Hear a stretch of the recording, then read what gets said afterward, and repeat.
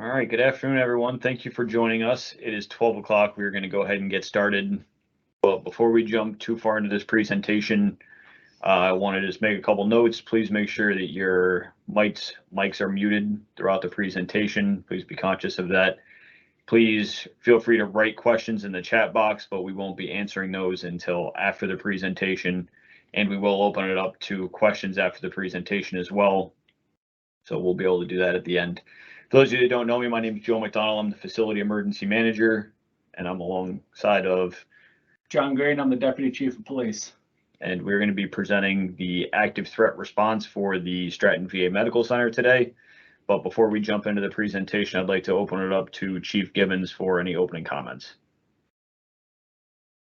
I want to thank everybody for taking the time out of their busy day to do this essentially refresher training.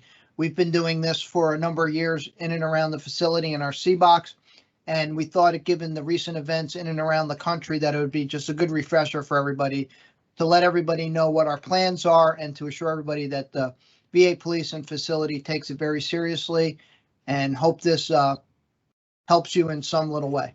Thank you. Thanks, Chief. Okay, so we're going to jump into the presentation. As I said, please keep all your questions either in the chat or we'll answer them afterwards. All right, and I'm going to turn my camera off so that we can share our screen here. All right, so today we're going to be discussing how the Stratton VA Police and the Medical Center will respond to an active threat event, either at the hospital or at a CBOC. Just click over. Okay, the objectives, we're going to discuss what an active shooter event is, being aware of general characteristics associated with active threat suspects. We're going to talk about your options that you can go through to protect your own lives during an active threat, understanding what information should be relayed to dispatchers, and know what the first responders are going to be doing when they respond to an active threat. So, unlike other types of threatening situations, an active shooter is there with a specific purpose of either randomly or systematically causing carnage via shooting spree. Their intent is to hurt and kill people, as opposed to if they were, say, robbing a bank and all of a sudden plans changed because the police showed up and it became a hostage situation. An active shooter is there to cause carnage. They may be attempting to right what they feel is wrong, or that they've somehow been slighted. Sometimes they'll systematically search victims out. Sometimes they just are looking to cause as much damage as possible as they can in the shortest amount of time. If they do have a specific target in mind, very often they're going to just take out targets of opportunity along the way until they find the person that they came to look for. So one of the big differences between an active shooter and maybe a robbery is that in most cases, the active shooter expects that they will die at the end, whether they commit suicide, are stopped and killed by the police, or stopped and killed by others. We have just a small slide up here. It's probably hard to see depending on how big your screen is, but it talks about different ways that active shooters end, how an active shooting ends. And in most cases, as you can see, it is ended by suicide by the active shooter. One of the things that makes that so dangerous as an active shooter is because they know that they're not getting out of this alive. They don't have to worry about an exit plan. They can keep driving forward, causing that carnage without stopping to think about how am I going to get out of this. They're just going to fight till the end, doing damage along the way. From a law enforcement perspective, we define our response to an active shooter as pre-Columbine and since Columbine. At the Columbine high school shooting back in April of '99, 2 students came in the school and began systematically and randomly shooting other students and teachers. And law enforcement, their response was just as they had been trained to do. They responded, they set up a perimeter, and then they waited for SWAT, who at the time was considered the experts. What they found was that while the police were staging outside, that's when the killings were taking place inside. It took about 45 minutes or an hour for them to make entrance, and during that time, there were 13 that were killed, 21 wounded, and 99 improvised explosive devices had been placed around the school. So since Columbine, we've seen the way that law enforcement reacts to active shooters. It is no longer standing outside and waiting for the SWAT team to show up. It is now immediate response of law enforcement making entry into the building. The first officer on the scene is likely the first one through the door and is going to seek out the sound of gunshots to attempt to stop the killing, stop the rampage. And I realize that there was a recent situation where that may not have happened, but we're still sorting the facts out on that. So I can't judge any particular response, mostly because I wasn't there, but there's always going to be different ways that things are handled, and it's a rapidly evolving scene, and we're going to leave that to the people that were on scene and for the investigation on that. I don't want to comment on that. So what you see up on the screen are a couple examples of historic active shooters that have happened. And then we're going to talk about just a couple that have happened recently. So we obviously had the top shooting in Buffalo, New York with 10 killed, 3 wounded. The Robb Elementary School with 21 dead, 17 wounded. And then just recently on June 1st in Tulsa, Oklahoma, there was a shooting at a medical campus with 4 dead. So it just goes to show you that, yes, these things have been happening over time, but they also happened recently. Not a lot of people know about the one that happened on June 1st. So active shooter locations. I think this is an interesting slide because it shows the locations of active shooters, but in the VA, and when we look at our medical center and the CBOCs, we can see that maybe we fall into a couple of these categories. So when we talk about our location specifically, maybe post-pandemic or pre-pandemic, we were a business that was open to pedestrian traffic and we had people coming in and out. That has definitely been limited through the pandemic, as you all know, with screening stations and things like that. But we're still a relatively open campus. You can still come in if you have appointments, and we're not stopping people from coming in for the most part.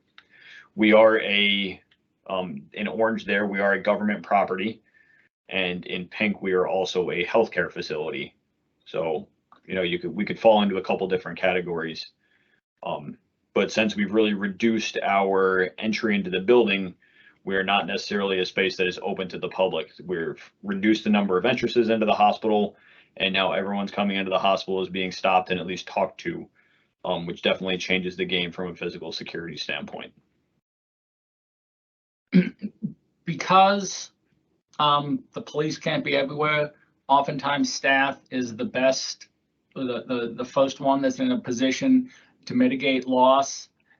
As soon as you are aware that something is happening, that's the time to act. And try not to be in denial. If you hear something that sounds like gunshots, don't try and convince yourself that it is a car backfiring. There's not a lot of cars on the 10th or 11th floor of this building that are backfiring. If it sounds like a gunshot, assume that it is until you hear otherwise. So we're here to just give you just a little background and to give you some options.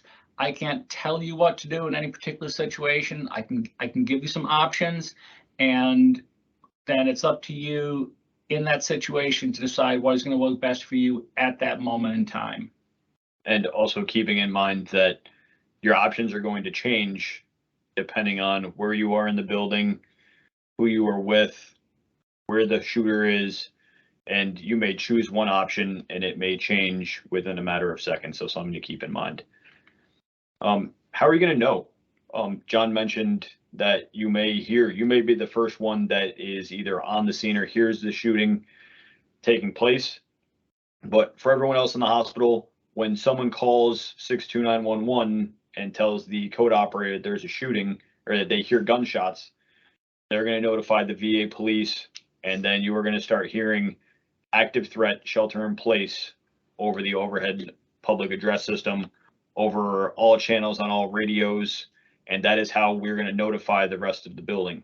We do not use a code for active threat in this medical center. So I know many of you have code cards hanging around your necks. There is not a code for active threat. We don't want people juggling around looking for their code card, trying to remember a color.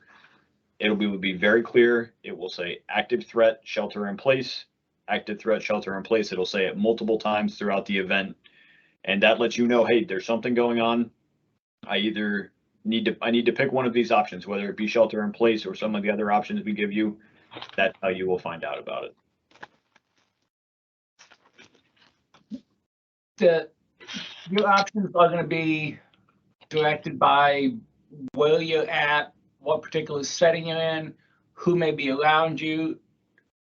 Do you have any type of mobility limitation? Do the people that you're with have any type of mobility limitation? So it's gonna, your choices may rapidly change, but it's gonna come down to one of three broad options in the beginning.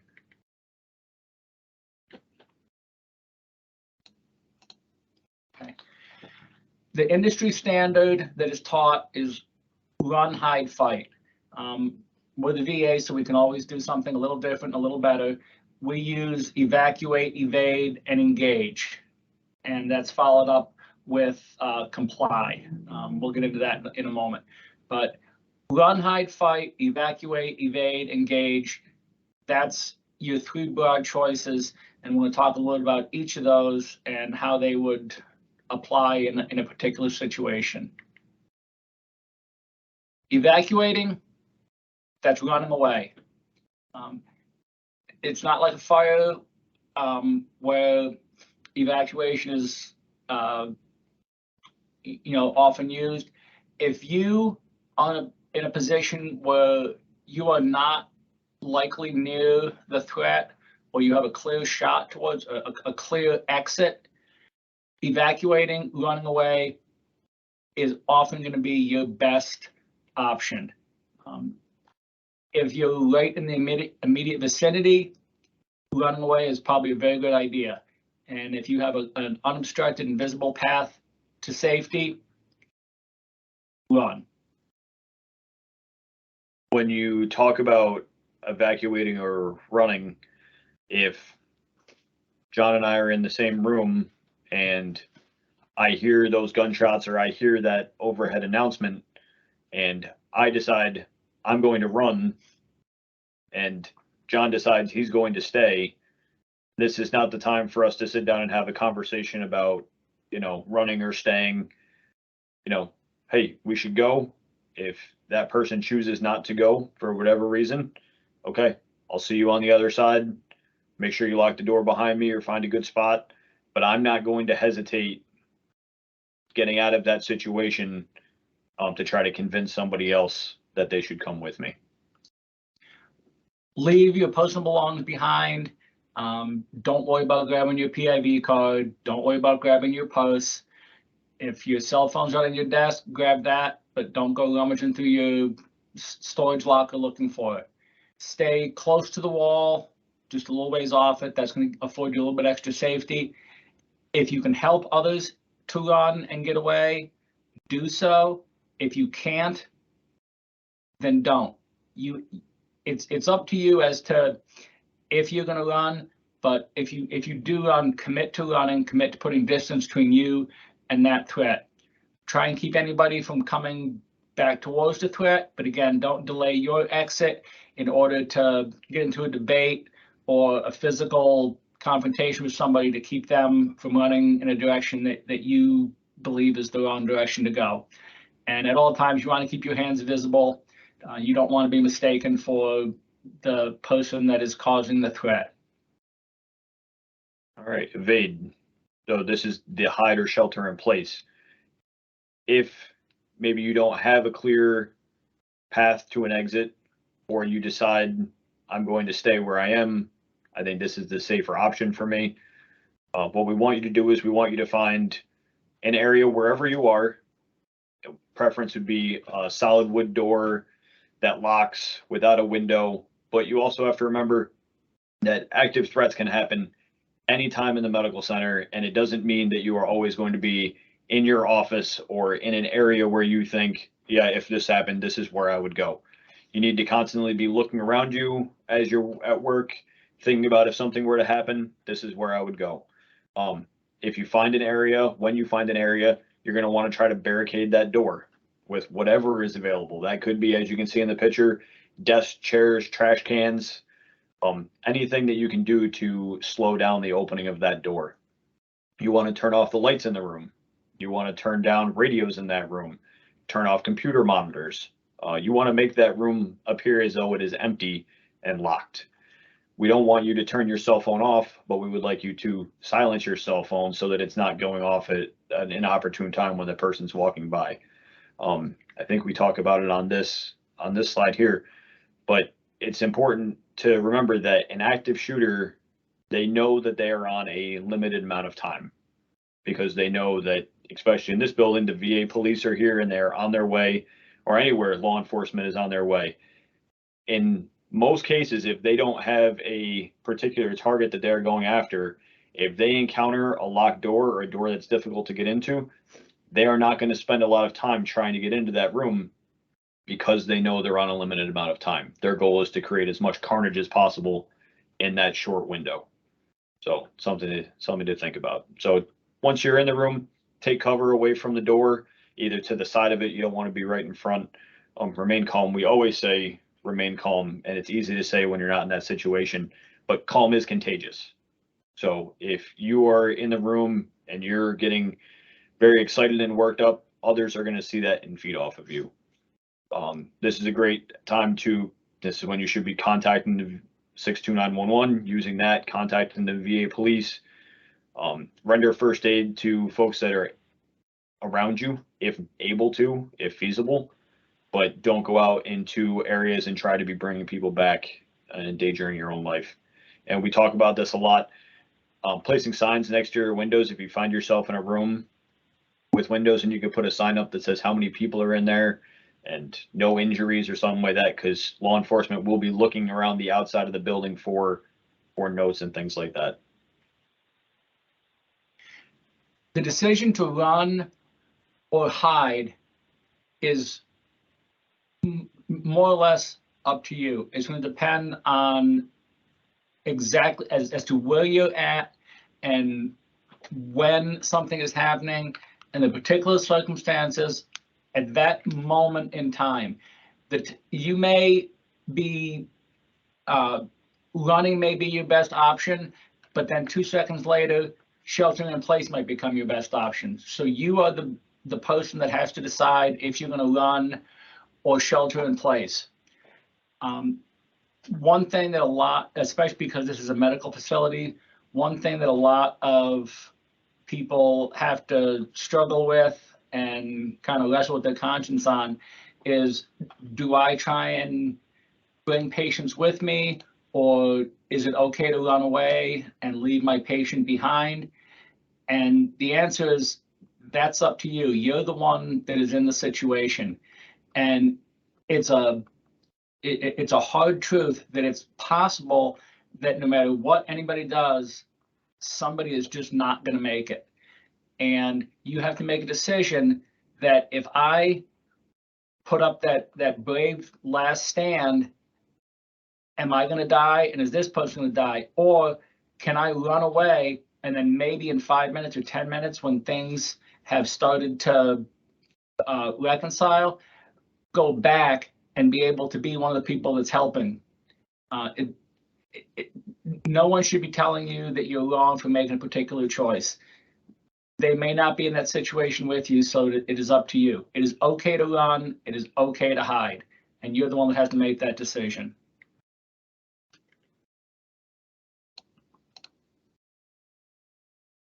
As a last resort, you want to engage or fight against the suspect or the gunman. It may be that you walk around a corner and boom, he's right there. It may be that you're in a small office and the person comes in and you have no other option. You have no other place that you can go. So if you find yourself in a situation where you're going to fight like your life depends on it, because it does. In the police sphere, we say that you need to fight with speed and violence of action. There is nothing that is off limits. There's nothing that is off the table if you're protecting yourself from a gunman or an active threat. Think outside the box. Do whatever you need to do to win. You know, improvise any sort of weapon. You could use a computer monitor. You could use a telephone. You could use a radio. The options are endless as to what you could do in order to fight. You can push a cart at the person.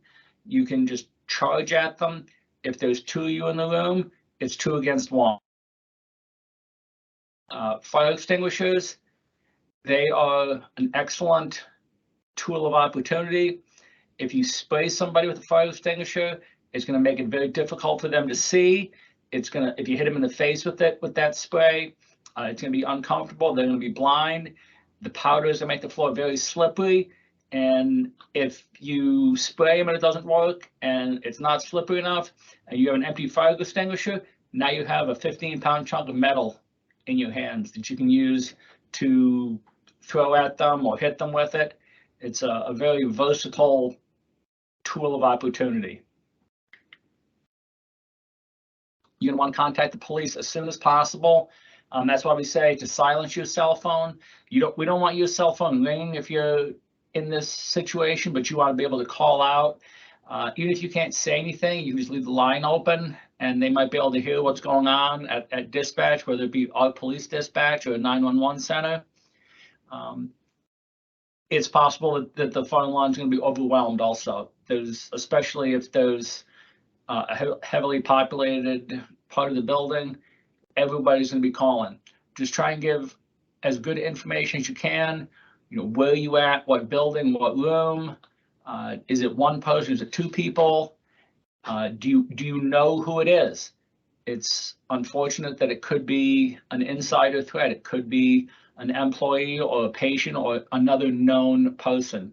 Give a good description of them, what kind of weapon it is. You don't have to be so specific as to, yes, it's a Smith & Wesson Model 52 revolver, 357. Just say it's a black handgun, or it's a rifle, or it's a shotgun, or it's a big knife. Just try and be descriptive. Remain calm. Be a good witness. Help us to help you. When the police respond, trust that we are very well trained, that we conduct threat training frequently, somewhere between monthly, weekly, quarterly. We do it often. We have many tools at our disposal that we can use to neutralize a threat if necessary. And very quickly, we'll be getting outside help from either the state police or the city police or ATF, FBI.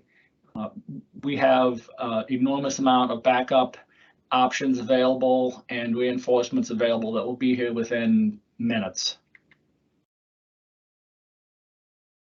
One thing to remember is that there will be other agencies that are responding, and you may know all the VA police that you work with, but you may not recognize some of these outside agencies, and these outside agencies may not recognize you. So remember that until we know who the bad guy is, we have to assume that it could be anybody. So don't put yourself in a situation where you are mistaken for somebody that means to do somebody harm when actually you're just trying to get out of the building. That's why we say keep your hands visible, keep things out of your hands. It's a very rapidly evolving situation. We don't want anybody making any mistakes as to if you are a threat or not. Okay, so as you're making your way out of the building or as the police are arriving to your area, a couple things that you should be doing. So When officers show up, adrenaline is going to be flowing. It is likely going to be very chaotic. Immediately follow directions. Put down any items that you're holding in your hands. Keep your hands visible at all times. And we want, if you have sheltered in place, remain sheltered in place until you are very confident that it is either law enforcement outside of your door or your immediate supervisor. If you don't feel comfortable or you don't believe that that is who is outside of your door, remain sheltered in place.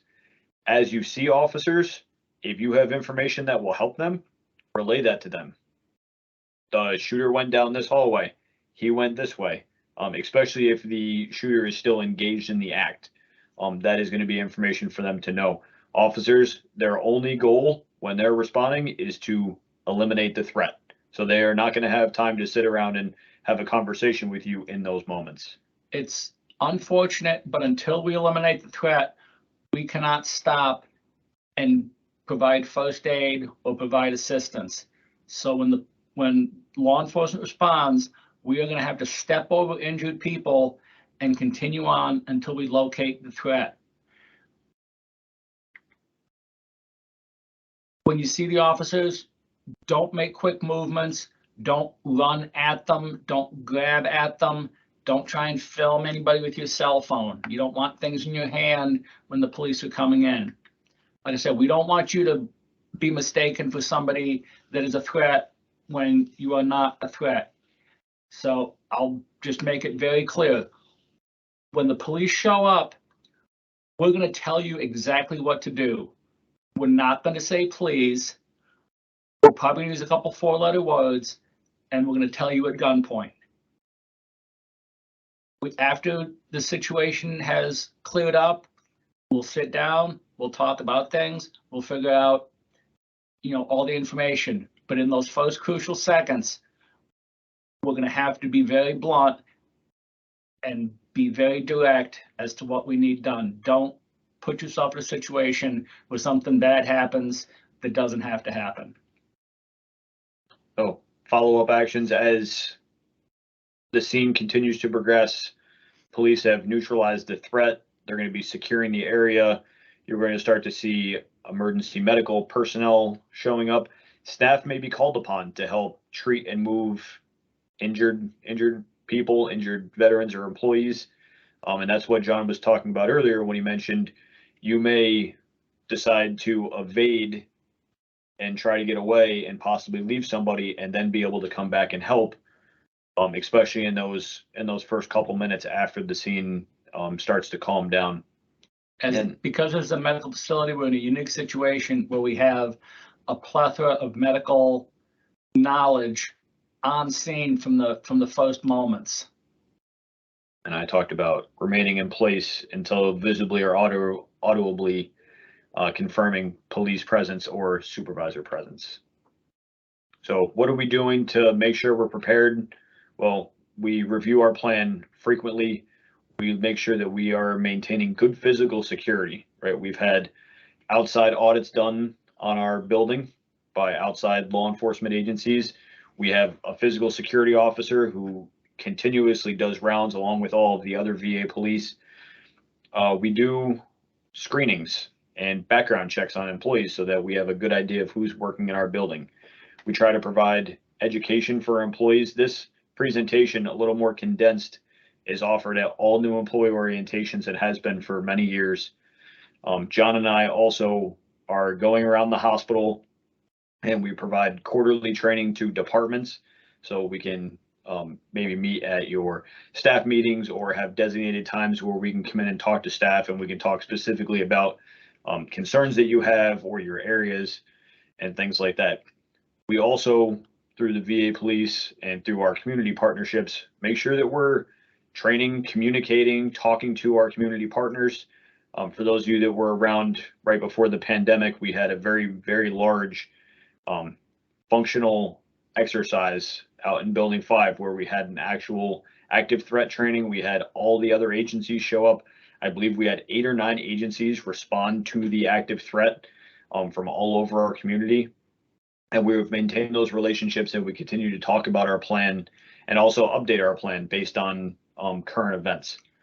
We have had, at least off the top of my head, since 2016, we have had 3 active threat events that occurred.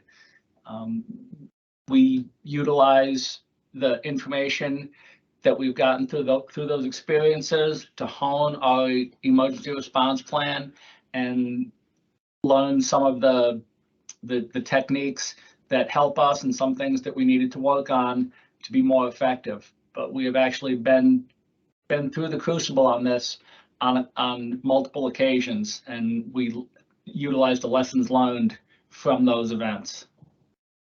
So facility staff, you all are often able to, you're the first ones likely in those situations.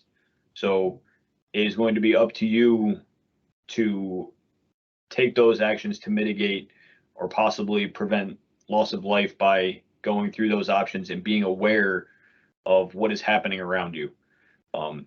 You play a critical role with patients and visitors, and we kind of talked about that dynamic a little bit. And hopefully this training and some of the options that we gave you, you'll take back to your departments, and as you walk around the facility, you think, okay, if it happened here, where would I go? Or if it happened in my department, what would I do?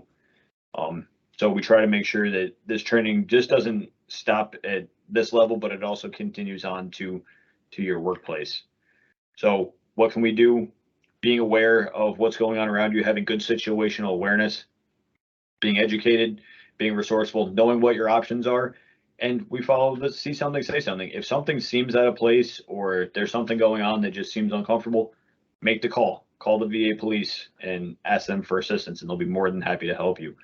Report things that just don't seem right so that they can be looked at.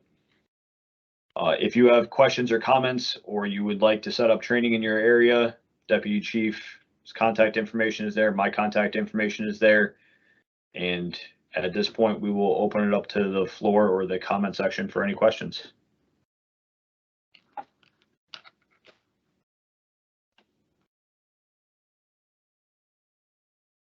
I just had a comment. I really wanted to thank you for providing this information because it's very important.